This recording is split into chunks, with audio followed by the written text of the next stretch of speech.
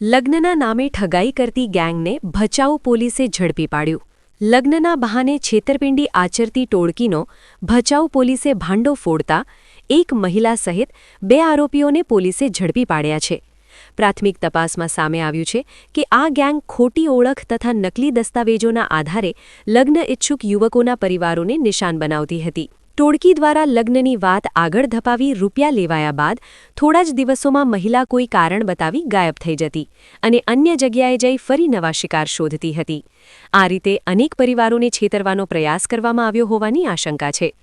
પોલીસે અમદાવાદની સોનલ ઉર્ફે સોનિયા રમેશભાઈ પટેલ તેમજ ભચાઉના ધર્મેન્દ્રસિંહ વીરસંઘ સોલંકીની ધરપકડ કરી વધુ તપાસ હાથ ધરી છે.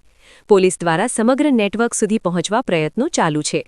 સ્ટોરી પ્રતિનિધિ અલ્પેશ પ્રજાપતિ, ભચાઉ દ્વારા. પરના સચોટ અને ધારદાર સમાચાર નિહાળવા અમારા digital platform news channel Kutch કાનૂન અને ક્રાઇમ ન્યૂઝને સબસ્ક્રાઇબ અને લાઇક કરો.